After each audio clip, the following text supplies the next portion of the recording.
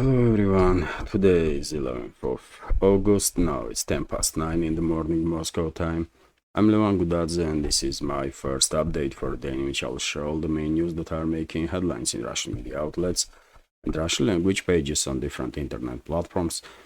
Later on today, about 5 o'clock, I will try to make a live stream, and I'm saying I will try because, as I reported earlier, access to YouTube is very slow nowadays in Russia, and the only way to work on YouTube more or less with okay speed of internet is through VPN, and therefore, and VPN of course cuts internet's speed also. But today I'm gonna try to make a live stream through VPN, and I really hope it will work out. So and if not, dear friends, then sorry about that. It's not up to me really, but I will do what I can in these circumstances, or at least I will try. So I will make announcement about exact time later on, but I believe I will start live stream about 5 o'clock this afternoon Moscow time. It's gonna be traditional Sunday community chat if things will work out, and if you want to ask any question or if you want to highlight any topic during the stream, you can send your question or commentary through PayPal, Boosty or Patreon, and of course I will pay attention to it 100%. That's been said. Let's talk about news now. Let's talk about news. Yesterday I had day off, as you know, so today's update might be a little longer, but packed with the news. Hopefully you will find this update interesting. And dear friend, it's a Sunday, so happy Sunday everybody. I hope you have a wonderful weekend. First of all, short summary of the situation on Ukrainian battlefield and also in the Kursk region, which is invaded by the way by Kiev regime forces. Well, at this point it is obvious that Kiev regime's initial advances in the Kursk region have been stopped, and for last 2 days at least Kiev regime troops are unable to regain initiative in this salient to move forward. There are attempts of Kiev regime's forces, to chaotic attempts, I will say, to attack different settlements on line of contact, but Russian side has enough forces now in this area to restrain any forward movement of Kiev regime forces, and not just that, but seems like initiative is in Russian hands now, and Russian militaries are beginning this counter-terrorist operation to neutralize invading forces. And well, probably enough time has passed since the beginning of this invasion to analyze situation, and I will share with you my take, what has happened in this direction. And my take might be a little controversial, by the way, and some members may agree with me, some members might don't, but being real, by the way, and I promise from very beginning that I will be real always, I'm gonna share with you my opinion.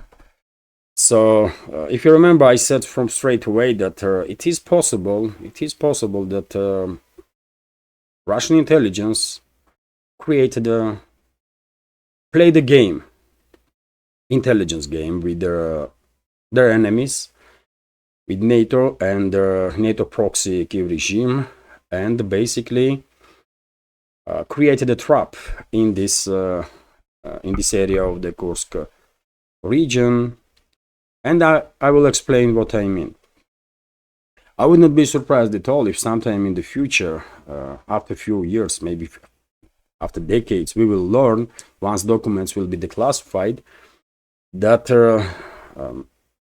it was a Russian military intelligence for example, or Russian foreign intelligence that planted with their assets, planted their idea of conducting this incursion into Kursk region, into general staff of Kiev regime, or into president's administration, so-called president's administration in Ukraine.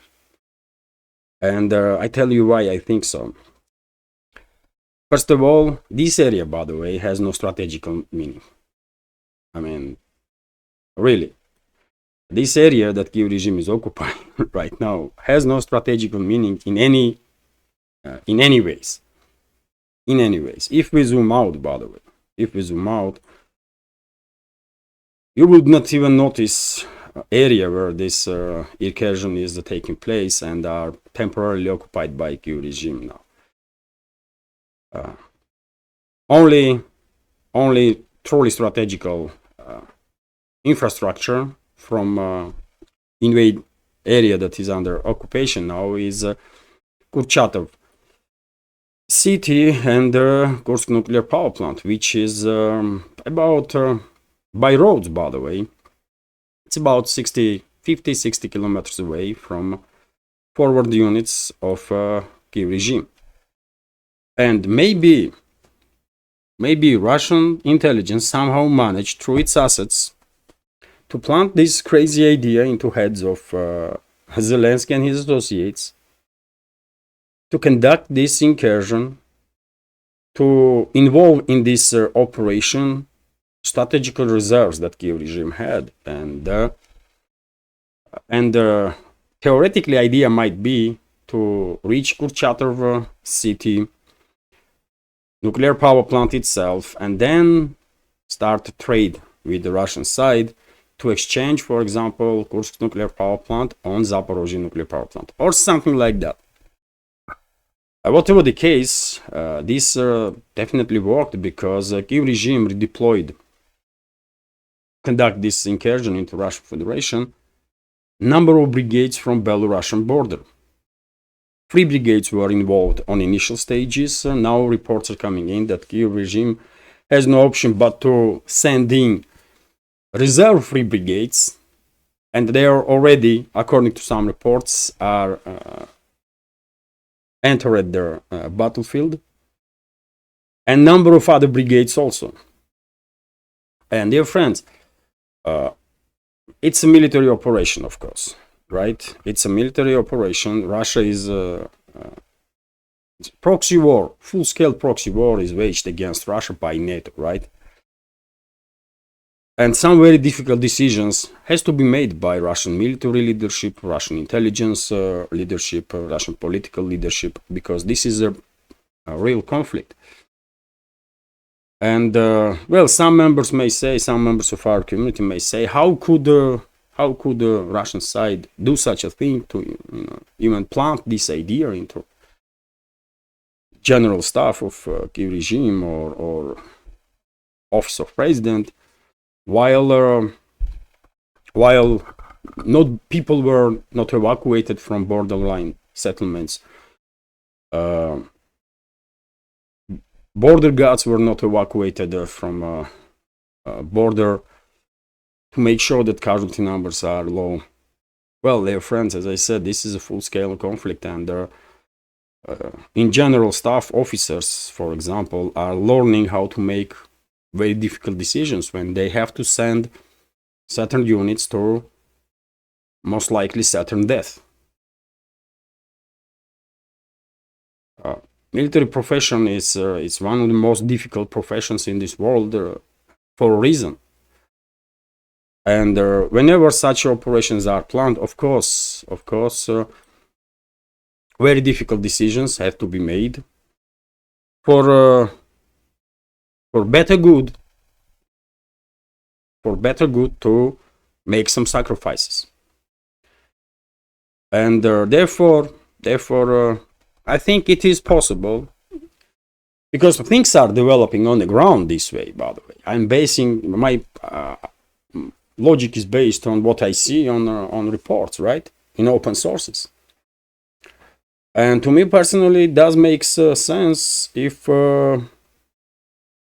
if Russian side made a decision to basically somehow provoke Kyiv regime to deploy its strategical reserves, especially brigades that were based on Belarusian border earlier, to provoke them to get involved in some sort of military operation, to see their movement, because one may think that brigade is concentrated on one area, but in reality every single brigade has a dozen of units, and all those units are spread around, right? So to make sure that entire brigade is moving and disclosing its positions, you need to force them to start this movement. And if Russian intelligence plant this idea in heads of Ukrainian generals and political leadership to conduct this crazy operation, in that case, to basically force Kyiv to start moving its brigades, to disclose locations of these brigades, so that Russian side will start grounding them down. Of course, there could be no evacuation declared on the borderline, because that will disclose whole idea, all this operation. Nobody could be withdrawn from this area, and I believe in that case, absence of significant number of troops in this direction probably was also intentional, because Kyiv regime is receiving intelligence in real time from NATO, and that's why I'm saying that Russian intelligence may fool not just Kyiv regime but NATO also, because probably US satellites were monitoring this area. They see, there are some border guards, some number, few units of military or Rosguardia here and there, but area is basically undefended in large. And this information probably was shared to Kyiv regime. They get emboldened that, look, man, we have opportunity window here. We can conduct operation, reach Kurchatov, take control over the nuclear power station, and we can trade then this power station for Zaporozhye power station, for example. And beyond that, Kyiv regime's argument could be that this is a media defeat of Russian Federation, humiliation, and that kind of stuff. And by the way, one may argue that fact itself that Kyiv regime managed to enter Russian territory and establish control over the number of settlements definitely don't makes good optics for Russia, right? But I don't think Moscow cares that much about optics at this point. For Moscow, main task is to demilitarize Kyiv regime, and therefore I think this area was left kind of open for invasion for a while, because of course US probably checked satellite data from 2 months ago, from 3 months ago, from 5 months ago. So this operation was planned. If my guess is correct, this operation was planned by Russian intelligence for a long time, by the way. For a long time, and I think Belarusian colleagues participate in this operation because, as I said, a number of these brigades that now are involved in this operation were stationed on the border with Belarus. And then negotiations took place between Belarusian and Ukrainian side. And maybe Belarusian leadership was a number of leaders, not many, because you have to keep information as close as possible so that enemy would not find out that this is a special operation. But I believe on certain levels, Belarusian colleagues of the Russian intelligence officers knew what was going on, and therefore Minsk negotiated with Kyiv about de-escalating on the borderline. And they did. Belarus withdrew its forces, and Kyiv regime received opportunity to redeploy this more or less capable, by the way. Last more or less capable its brigades from Belarusian border towards Sumy region. And then we see what we see. 6 days ago, it's 6 days now, isn't it? 6 days ago, Kyiv regime started this invasion. On initial stages, they managed to establish control over the several settlements. They get deep inside Kursk region for 10-15 kilometers. In some places, DRGs are operating about 20 kilometers in depth. And that's it. These initial 3 brigades that entered Kursk region, they ran out of steam. And Kyiv regime end up under difficult decision to be made, which is to send in additional reserves. And I saw yesterday, I saw today on several channels reports that that's exactly what Kyiv regime is doing. Because they have 2 options now. Withdraw their troops from this salient in the Kursk region entirely, because they will be decimated in next week or 2. And that may cause panic throughout Ukraine, including throughout Ukraine's military, or Zelensky's regime's military, or to send additional reinforcements in hope that these additional brigades will manage to regain initiative and get closer to, let's say, primary target, one of the primary targets, which is Kurchatov city. For example, I'm speculating, by the way, I'm sharing with you my reading of the situation. And latest reports are that yes, Kyiv regime is sending more and more brigades. As I said, initially there was 3 brigades that involved in this operation. Now another 3 brigades are entering the conflict, and several other brigades, by the way, that were already based on Sumy direction, they are involved also. Plus foreign mercenaries, significant number of foreign mercenaries, and special forces of Ukraine's main intelligence directorate. So one may argue that Kyiv regime is gambled on all. You know, they are all in now on this operation, and give it another day or 2. By the way, give it another day or 2. Russian side will probably hold on its offensive, counteroffensive operations for a little while to maintain this illusion in heads of Kyiv regime's leaders that they can regain initiative, so that they will send more and more troops inside this salient, and then that's it, game over. Russian troops will start counteroffensive and will decimate all these 6, 7, or 8, or whatever number of those brigades are. That's what is going on, by the way, in my opinion. And I think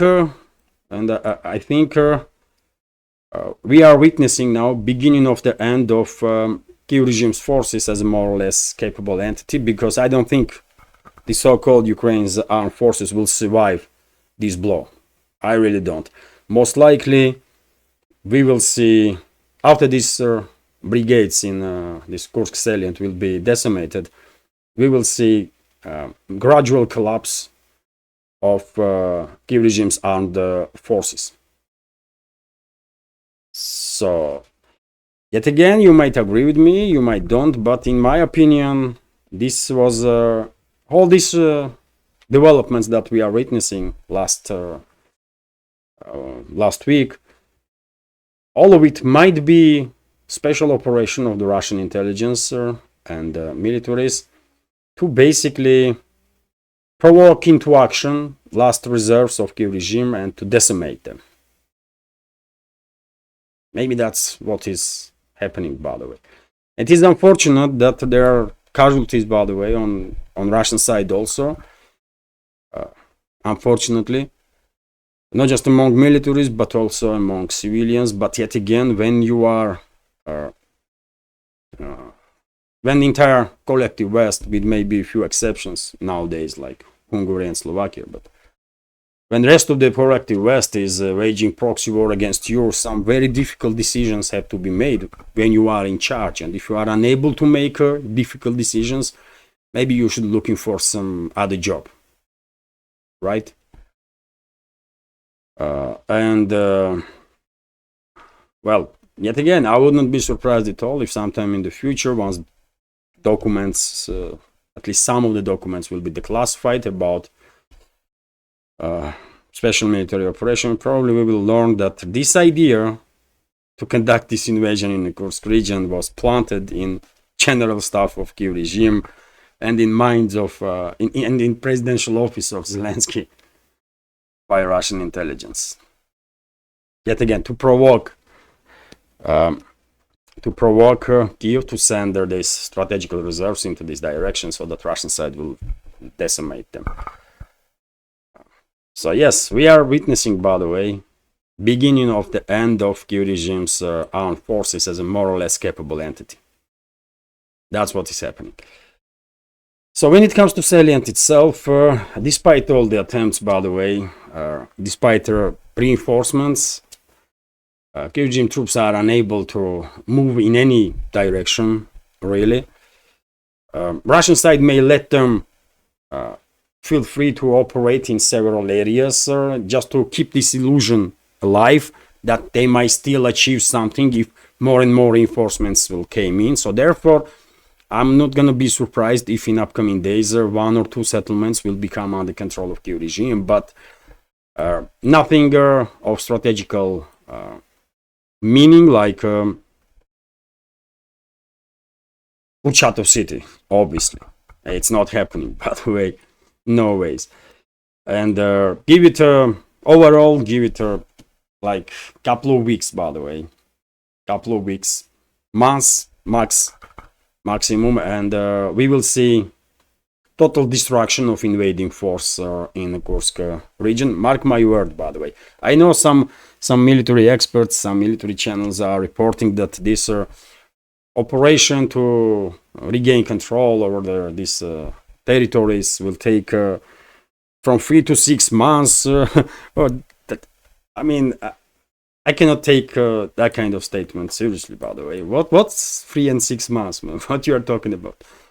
Couple of weeks maximum, like 3 weeks, 2 weeks, maybe 4 max. And there will be no Ukrainian troops on Russian soil in the Kursk region. And that's it.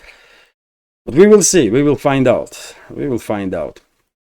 But meanwhile, dear friends, while of course all attention is on Kursk region, meanwhile, situation is developing not in favor of Kiev regime on other sectors of the front line also, and Russian troops continue to decimate Kiev regime troops in the northern parts of Kharkov region, and reports are coming in that it's matter of days now, maybe, and Russian troops will establish control over the citadel in northern part of Volchansk, and after that, Kiev regime would not be able to hold on to any positions for much longer on northern part, and we will see beginning of the battles for southern Volchansk. Russian troops are further improving their positions in Kupiansk direction, in northern Kupiansk sector, on the southern Kupiansk sector. Russian troops advancing in Chisov Yar, by the way, area on the northern side of Chisov Yar. Russian troops are further advancing in Avdiivka sector of the front line. It was yesterday, I believe, when media reported that Zhelane is under Russian control, supposed to be, I guess. But there was a report that Nivelskaya, that settlement, is under full Russian control. Russian troops further improving their positions in Krasnogorovka area, and Krasnogorovka is, of course, one may argue, is also under full Russian control. Or only tiny places are theoretically under control of Kiev regime. This part here, that is separated from main body of the city. But city itself, this town, Krasnogorovka, is under full Russian control, main part. Russian troops decimating positions of Kiev regime in Konstantinovka settlement, and most likely Most likely next week we will see significant increase in hostilities in Konstantinovka direction. Russian troops getting closer and closer from southern and the southern eastern side to Ugledar, by the way. Russian troops further improving their position in Orekhov, Gulyai Pole direction in Zaporozhye sector. So all along the front line, Russian troops are improving their positions, advancing, establishing control over their new positions, while all these developments are almost not reported in the media because everybody is focused on the Kursk region. And one may argue that even if this idea to conduct this offensive on Kursk was planted by Russian intelligence into heads of Ukrainian political and military leadership, and it's easier to do, by the way, that you might think. If you have enough assets, if you know how to do some complex operations, then you can pull off that kind of operation 100%. And Russian intelligence services, they are profis, by the way. After all, they have huge history, by the way, what we are talking about. They can pull off any scale of operation, and even if this idea was planted by Russian intelligence officers, let's say, of course, Kiev regime will start building on this idea, their own fantasies, and probably they were thinking that they cannot just trade, for example, territories that they, in their dreams, will occupy in Kursk region for other areas that are under Russian control. But probably they were thinking that by conducting these operations, Russian side will withdraw its forces from other sectors of the front line, and that will ease pressure on Kiev regime's defense lines, but it did not happen. Kiev regime might have many other illusions, but it did not happen. And as I just said, Russian troops are advancing in northern part of Kharkov region, improving their positions. Russian troops improving positions in Kupiansk direction, which is the eastern part of Kharkov region. Russian troops improving positions in Seversk direction, in New York, Toretsk areas, by the way, of course. New York, Toretsk areas. And we have significant advances, by the way. It's not just improvement of position, but in New York, Toretsk area, Russian troops significantly improved their positions. Where is the New York, man? It's here somewhere, right? That's Toretsk here. This is Toretsk. And this is New York. And look, level of advances, by the way. New York is basically in operational encirclement right now because Russian troops are encircling, conducting this pincer movement from the western side of New York. And look at the forward line of contact. Russian troops basically are almost on Leonidovka, on outskirts of Leonidovka settlement. And they are approaching this settlement from the west. So whatever troops Kiev regime has in New York area, on the northern eastern side of New York area, those troops are basically must experience significant lack in reinforcement and supply and support because all the roads are under direct Russian fire control. And if they didn't run away in upcoming days, probably they will end up in a cauldron. And we'll have only two options, die or surrender. That's it. So, yes, if Ivan Zelensky and his associates, and they're Western masters, by the way, this is also important that we should, of course, take in account that there is no way Kiev regime will dare to start this invasion of Kursk region and deploying its strategical reserves without permission from Washington. So yet again, if it was a Russian intelligence that planted this idea into office of Zelensky and in general staff of Kiev regime, then, dear friends, that means that Russian intelligence outplay not just Zelensky's regime but also NATO, right? Because there is no way Kiev regime will start such an operation without permission from NATO member states, namely and first of all, of course, US and UK. So something big is something important is definitely happening, something big, which is that, as I said, we are witnessing beginning of the end of Kyiv regime's armed forces as more or less capable entity. That's it. Tell me what you think about all this situation. As you know, I read comments, so I'm interested in your opinion, what you think has happened.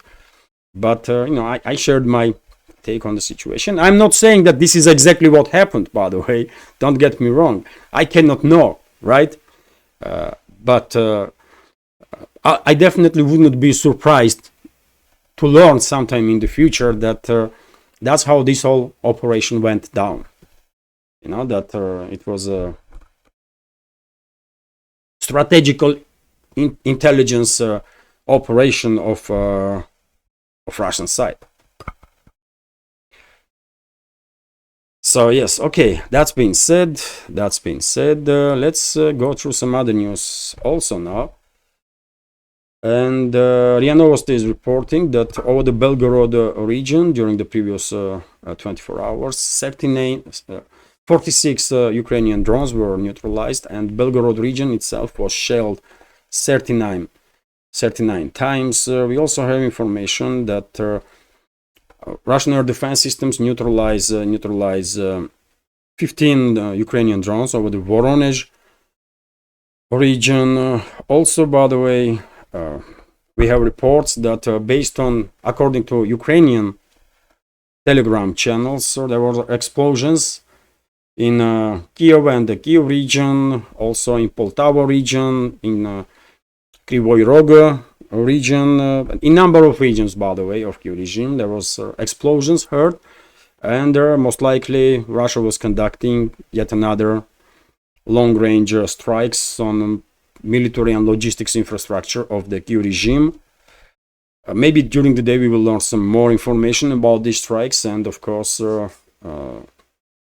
during the live stream today, let's hope live stream will work out and there will be no technical issues, but if so, then during the live stream I will share with you additional information on that. Also, TASS news agencies report, by the way, that during the previous week Kyiv regime, just in a single week, by the way, Kyiv regime lost almost 14,000 military personnel killed and wounded, which is a huge number, right? And this is happening on weekly basis, by the way. I don't know if Ukrainian society is aware of that, but Kyiv regime is sacrificing huge number of citizens of Ukraine that are forcefully mobilized and sent to the battlefield to die, basically, for geopolitical interests of the Western ruling class. TASS news agency is also reporting that according to Politico, Western approved this incursion of the Kyiv regime's forces into Kursk region, and well, of course West approved, otherwise there is no way Kyiv regime will dare to do such a thing. So in this regard, to me personally, no surprises that Politico is coming up with this information now, especially, by the way, US and Germany were actively involved and are happy for this operation, I guess. UK also, man, you cannot rule out UK's involvement in this conflict. So US, UK and Germany obviously are most involved in this conflict, and probably they participate, US generals, UK generals and high-ranking officers, maybe German generals and high-ranking officers, they all participate probably in the planning of this operation, as they did participate in the planning of Ukraine's so-called 2023 counteroffensive, during the which Russian armed forces decimated huge number of brigades of Kyiv regime, and Ukraine's armed forces lost from 90 to 150,000 military personnel during that so-called counteroffensive. Let's continue. TASS news agency is reporting that US is allocating another military aid package for the Kyiv regime, this time for $125 million. And in this aid package, there will be HIMARS missiles, HIMARS multi-launch rocket system missiles, also shells, 155 millimeter shells, 105 millimeter shells, anti-tanker, guided missiles, main parts, some bullets, and so on.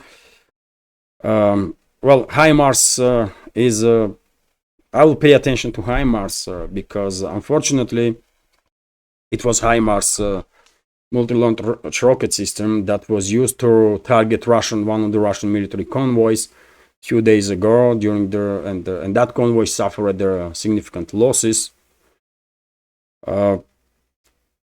I did not hear any response from Russian side on this strike deep inside Russian territory with US long-range weapon systems. Maybe Moscow don't want to further escalate with Washington, but yet again, you know my take on this whole topic of relationships between Moscow and the Western ruling class. If you don't escalate, they will never listen to you. And I guess majority of our community will agree with me that only language Western ruling class understands is a force. They don't understand nothing else.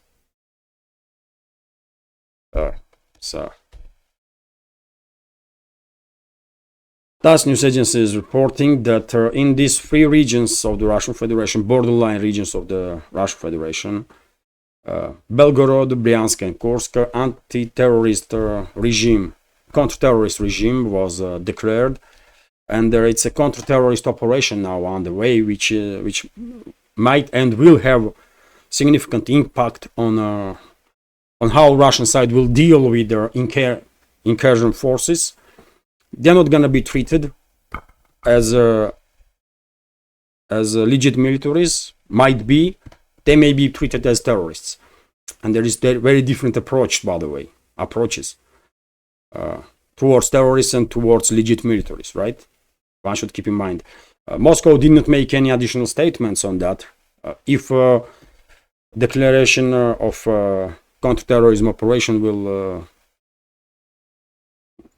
how that will impact on operations, there was no explanations on that, but I mean it just seems logical. If it's counterterrorism operation, then you are dealing with terrorists, right?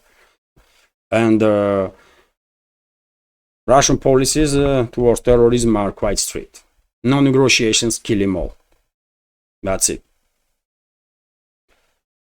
So Ukrainian militaries, so-called militaries that are now in Kursk region will be very lucky if they are taken prisoner. I'm just saying. They'll be very lucky if any unit of Russian armed forces take them prisoner and did not neutralize on the spot. Because yet again, it's a counter-terrorism operation, and with terrorists, Russia has a very short talk. Bullet in the head, that's it. RT is reporting that Russian missile destroys Ukraine command post in the Kursk region. And dear friends, this is I am saying this. Yet again, Russian leadership did not say nothing about how declaration of counterterrorism operation will impact military operations. There was no explanations. It just seems logical to me that if it's a counter-terrorist operation, then you are dealing with the terrorists. That's your take. That you are dealing with the terrorists, and in approaches there are different approaches, right? Terrorists have no rights. Geneva Convention don't works on terrorists, while Geneva Convention works on militaries, right? That's why I'm saying, who knows? Maybe things will turn out in a way that if and when this invading forces of Kiev regime some of the members of those forces will decide to, you know what, they had enough, they're gonna surrender. They'll be very lucky if they will have such opportunity to surrender. Because terrorists cannot surrender. Terrorists are exterminated. RT is reporting that Russian missile destroys Ukrainian command post in Kursk, according to Ministry of Defense. And this is the video, by the way. Russian intelligence find out point of concentration of commanding officers of 22nd Separate Mechanized Brigade of Kiev regime. And then Iskander strike. Iskander, or yes, it was Iskander. Tornado S also actively used, by the way, to conduct precise strikes. So this was Iskander, and according to Russian Defense Ministry, at least 15 high-ranking officers of 22nd Brigade were neutralized during this strike. Also, by the way, we have information that in borderline region of the Kursk, in the borderline areas of the Kursk region, another Ukrainian column was destroyed by Russian Tornado S missile strikes. And difference, let me show you that video. This is the video, by the way. As you can see, column of Kiev regime troops are moving. And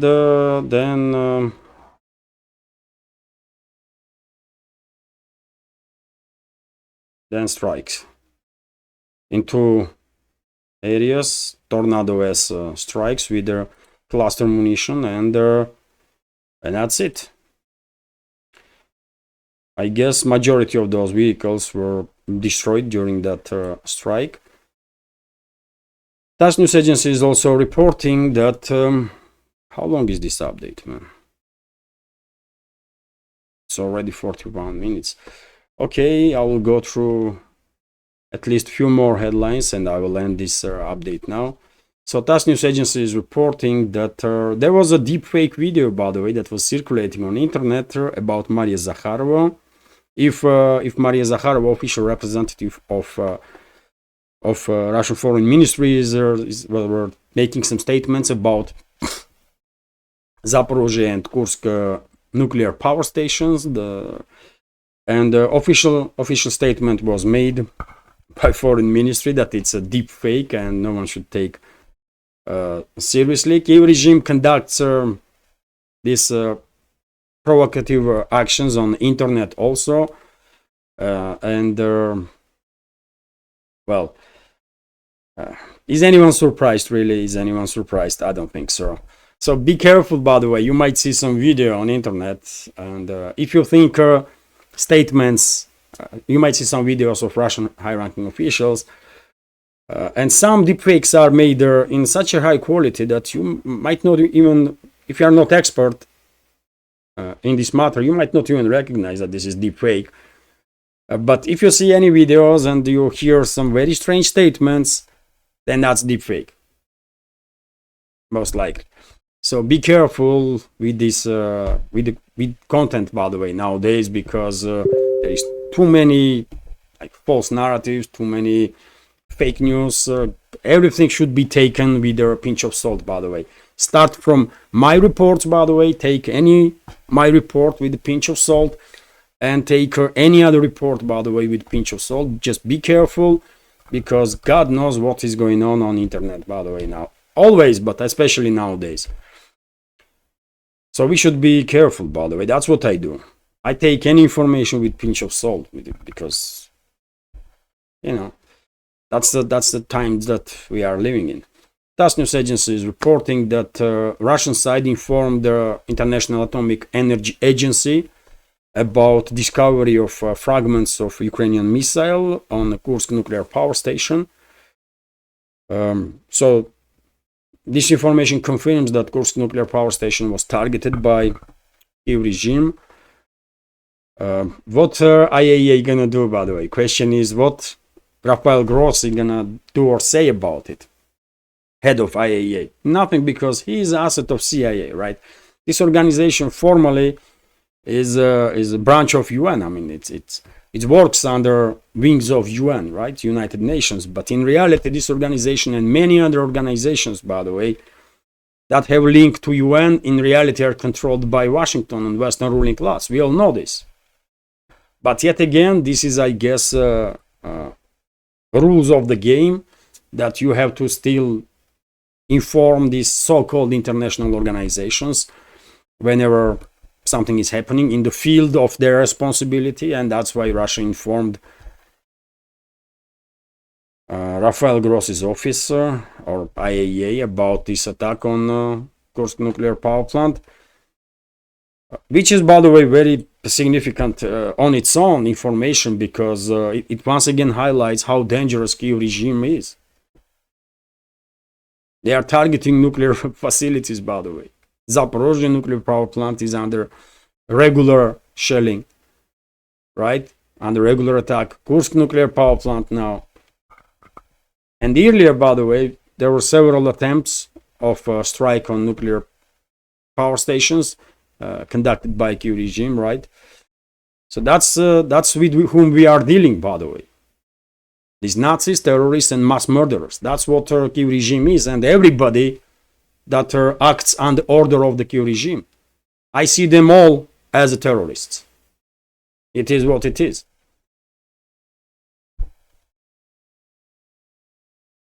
Meanwhile, as a result of these hostilities in the Kursk region, some 76,000 people have been evacuated, and of course, all these people will receive all the necessary temporary residency and whatever is necessary. By the way, all the Russian regions are getting involved there in this support operation to make sure that temporary refugees from Kursk region will have a shelter, will have all that is necessary to be warm, safe, and so on. It is unfortunate, of course. It is very unfortunate and tragic that this is happening in the Kursk region, but yet again, unfortunately, Western ruling class is waging proxy war against us. Western ruling class is waging proxy war against Russia. They want to kill us all. They will be happy to literally kill us all. And we should realize that here in Russia, that we are in a big war, by the way. And we are fighting for, this is existential threat. So we should be ready. We should be ready, man. And I'm saying this to myself also, because tomorrow there might be mobilization and I may be mobilized as a reservist, and I should be ready for that, and I am. I am, by the way. If mobilization starts, I'm gonna check every day my Gososlugi page, my mailbox, in case I've been mobilized. And if I am, then what I'm gonna do? I'm gonna go in a bankomat or enlistment office, and we will see what will be after that.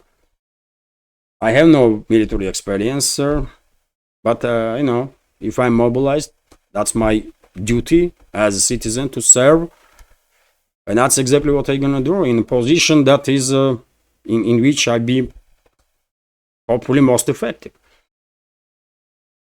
RIA Novosti is reporting that Belarus, by the way, is very angry now with the Kyiv regime because yesterday Lukashenko, president of Belarus, made a statement that about 10 drones that were launched by Kyiv regime crossed the border with Belarus. Several drones were destroyed by Belarusian air defense systems, and then Belarusian militaries transfer information to Russian colleagues, and Russians destroy the rest of it. Although these drones cross Belarusian border to fly towards through Belarusian airspace towards Russia, and Minsk is not happy about it. Minsk is escalating, and remember what I say in the beginning. Maybe Belarus was somewhat involved. If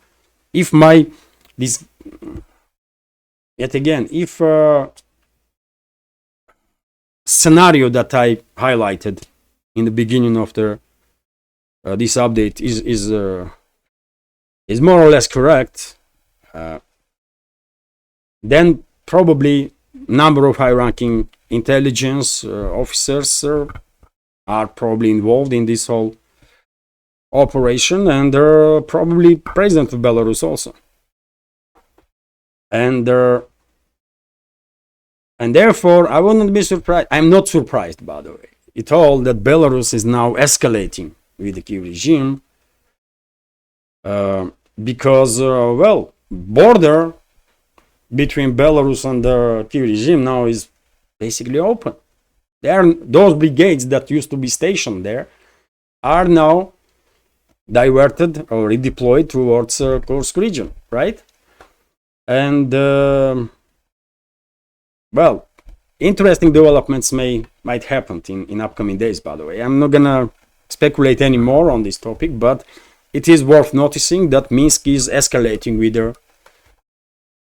the Kiev regime.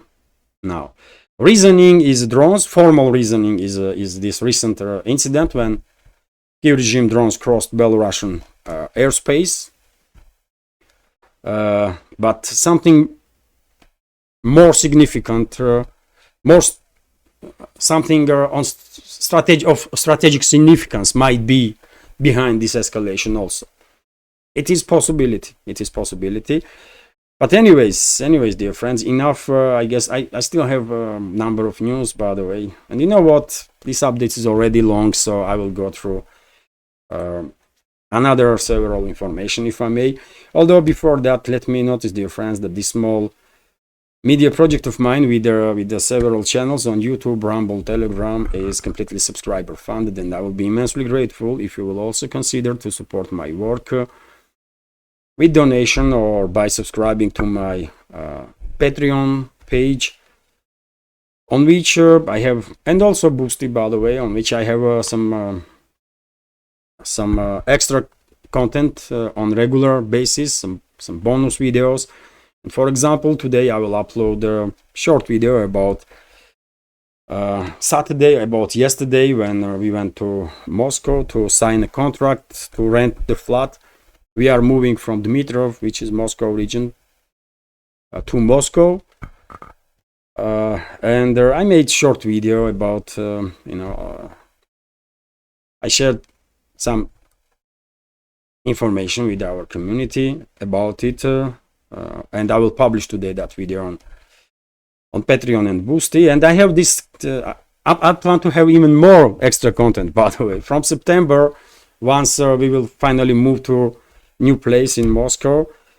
From September, I have a plans to make a significant increase in extra content on Patreon and Boosty. So therefore, if you will subscribe, you will have access, of course, to all that whatever is already being published and whatever will be published in the future. Subscription starts, monthly subscription on my Patreon starts from $5, so it's not really like huger amount, but if more members will subscribe, that will give me opportunity, of course, to further develop this project and continue this work. That's being said, dear friends, all the links, of course, to PayPal, to Boosty, to Patreon under this video in the description box and in the pinned comment. And well, that's been said, let's continue with this few more news. By the way, Kamala Harris, according to New York Times, leading Trump in key states.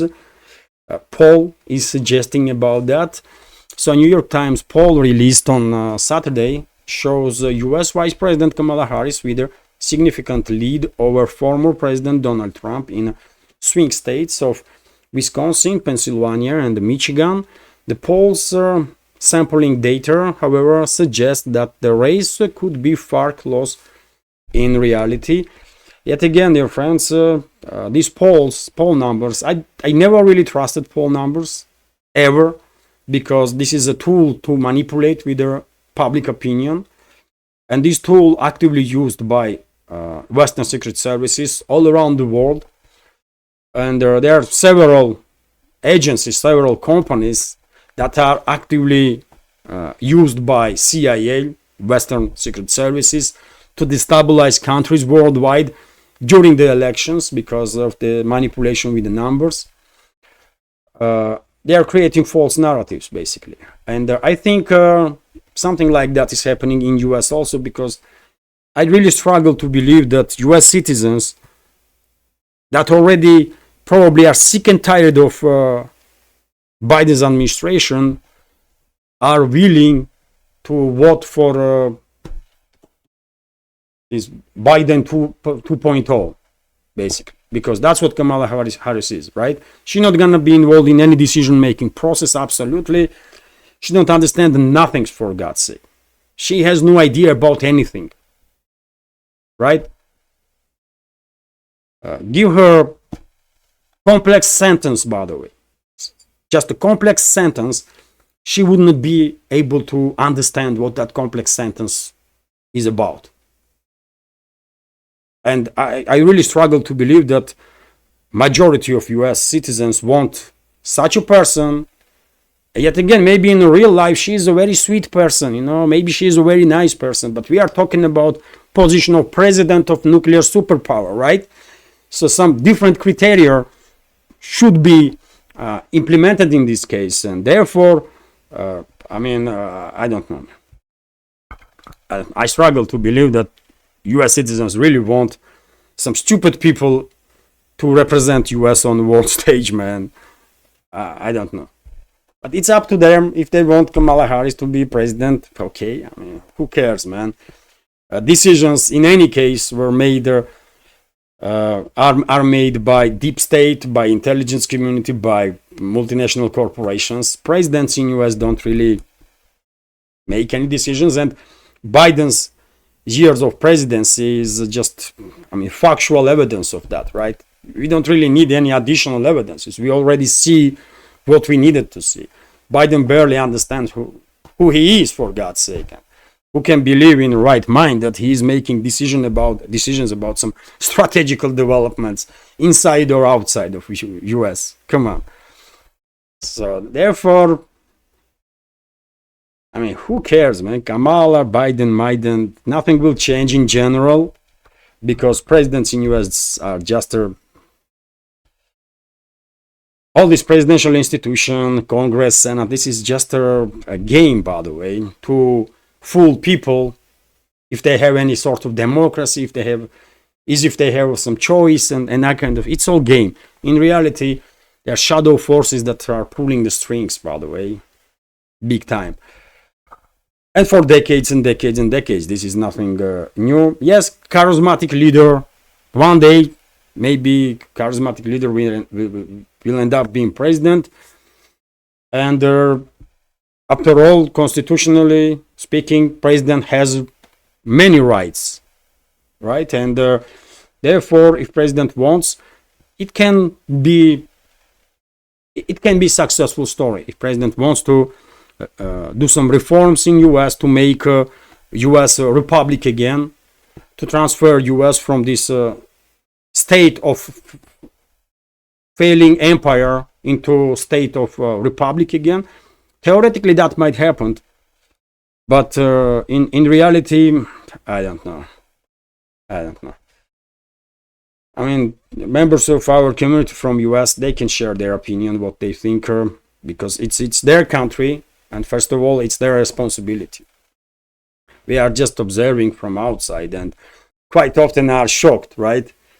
The rest of us from outside of US are quite shocked to see what is happening in US, but TASS news agency is reporting that Vučić, by the way, president of Serbia, Aleksandar Vučić, made a statement that he received from Russia.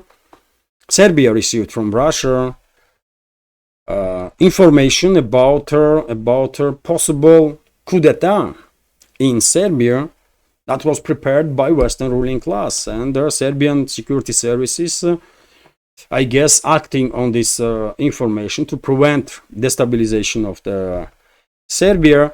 And this story, by the way, definitely is demonstrating approach of Western ruling class towards client states. One should not get mistaken. Vučić, by the way, and his government, they are pro-Western. This is pro-Western government, by the way.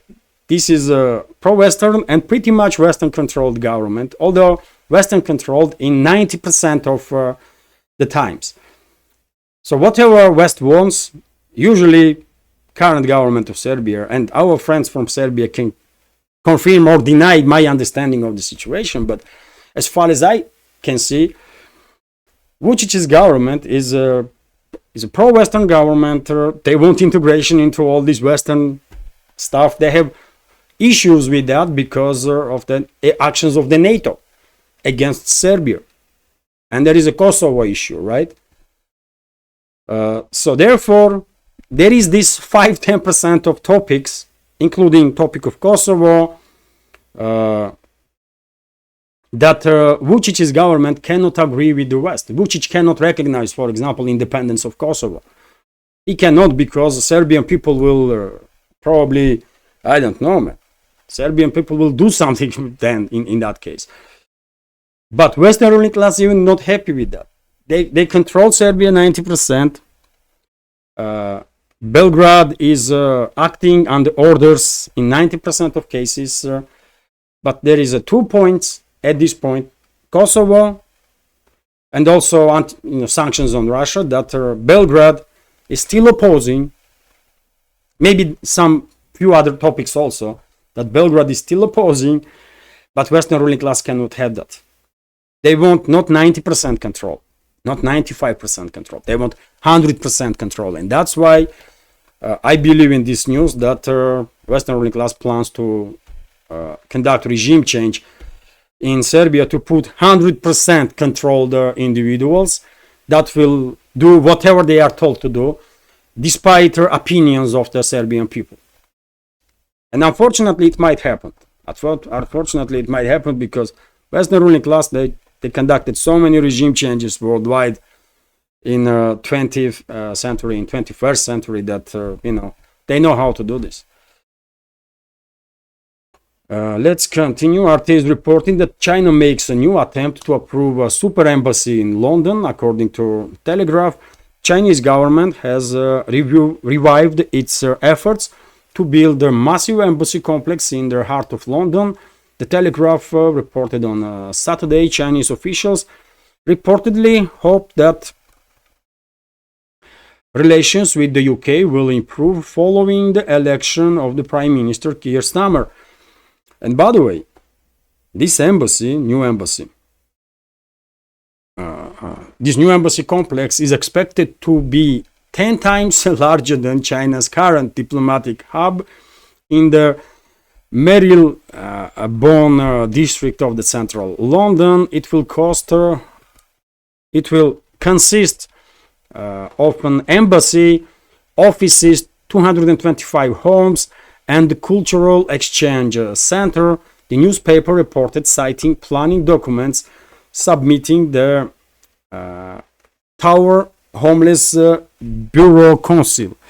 Spokesman, let me give you more numbers. Beijing bought this Royal Mint Court area for 255 million pounds or 324 million dollars in 2018, but its first application for planning permission was unanimously rejected by the council in 2022. And this area is, by the way, let me give you more numbers. It's like 6 square kilometers or something.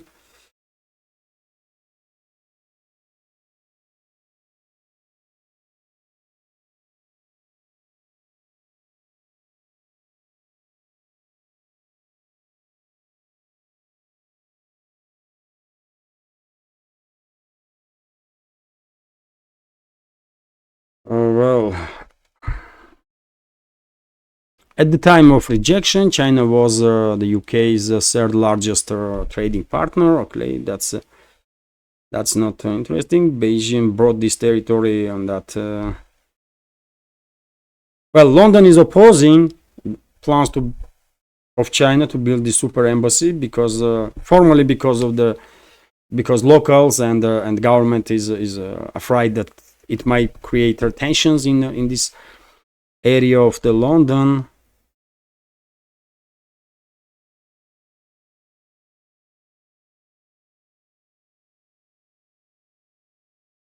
Okay. Oh, yes, that's the information, by the way. Described by the Telegraph as a super embassy, the planned complex would occupy an area of nearly 6 square kilometers. Yes, that's a correct number. 6 square kilometers on the site of Royal Mint Court, located near the iconic Tower of London. So, yes, Interesting, isn't it? Why China needs this super embassy in London, like on 6 square kilometers? God knows, man. It's gonna be, I don't know, man. It's gonna be probably like US does, isn't it, with its embassies. It's gonna be hub of Chinese intelligence, obviously. But it is interesting, man. This information come as a surprise to me that China is building these huge embassies worldwide, or at least have a plans to do so, including in London. Interesting, interesting. Maybe building these huge embassies are also kind of attempt to make a point that, I mean, we are huge, we are, this and that. US does get that kind of stuff constantly, but who knows? Who knows? It is interesting. Maybe members of our community from UK even are surprised that China wants to build in central part of London embassy on a 6 square kilometer area. Okay, it's not just embassy, it's an embassy, also homes, also some cultural centers and that kind of stuff. Huge area, 6 square kilometers. And also, by the way, TASS News Agency is reporting that according to statistics, internal tourism in Russia is on rise, and for now, number is 9.35%. In the first 6 months of this year. Well, good number, good increase. But I will add that in certain regions of the Russian Federation, tourism is skyrocketing, and numbers are not 9 or 10%, but are much higher. And for example, one of the regions that are becoming a major tourist destination of the internal tourism is North Ossetia, Alania, by the way, which is great. We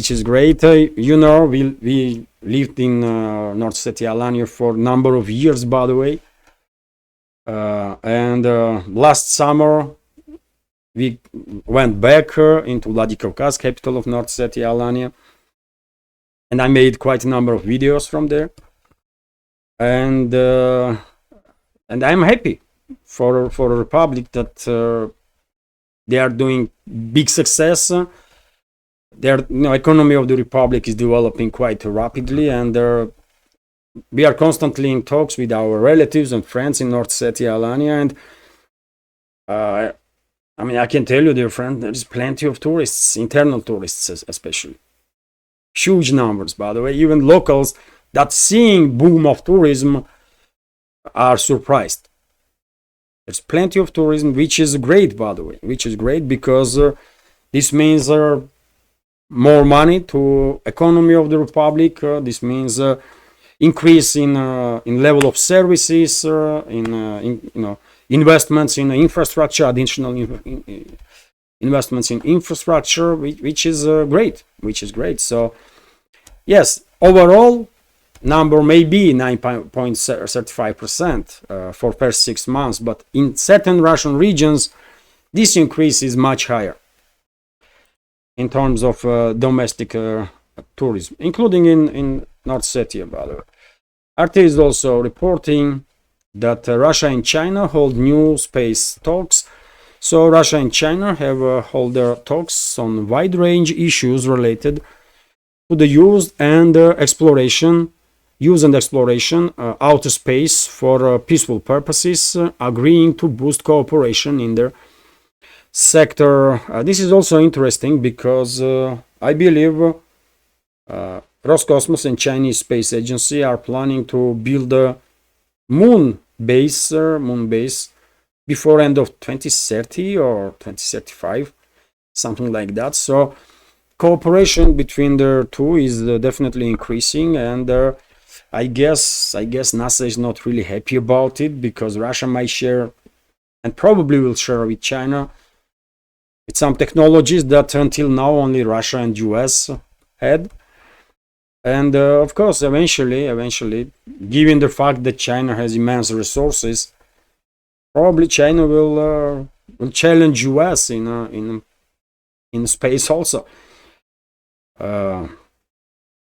But yet again, if US wants to blame anybody, US should blame itself, because they did, US administrations did everything to bring China and Russia closer and closer and closer and closer, and okay, now Russia and China are close as never before, and cooperation is exceeding any previous expectations in many directions, including in space explorations. And I will end this update on this interesting news that Washington's administration basically created for itself challenges on the ground, on the planet, and out of planet also. But that's what happens when when decisions are made by some inadequate individuals that Western ruling class is basically. All of them are sick and anyways, Western ruling class is a main danger for humanity, by the way. I'm 100% convinced in that. Western ruling class is an existential threat for humanity. And no one can prove that it is not the case. No one. Just take a look at the policies that they are pushing, man. They are enemies of humanity. And I hope societies in the West will wake up to this objective truth one day and will start acting on it, because I don't know, man. We need our friends from the West, by the way. Rest of the humanity needs help from the societies in the collective West, because we should be united against our fundamental, against our existential threats, and Western ruling class is a threat. Okay, that's been said. This is it for now. Quite a long update, dear friends. 11 minutes. 1 hour and 12 minutes. It will be 13 when I will end. But hopefully you will find this update interesting, informative. After all, it's Sunday, so you may start watching, then pause, then watch again if you want to. So hopefully you will find this video interesting, informative, maybe useful, or even entertaining.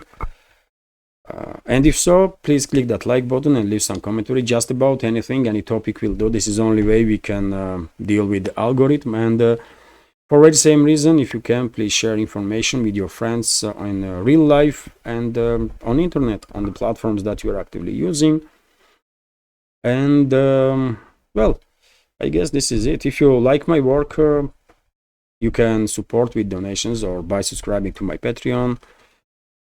All the links are on this video in the description box and the pinned comment. And as I said in the beginning, about 5 o'clock this afternoon, Moscow time, I will try to start a live stream through VPN. Hopefully it will work. But if not, well, sorry if it will not work, but I'm gonna try for sure, because I want to keep these live streams, man, if I can. So see you then. See you at 5 o'clock. Bye for now, and take care.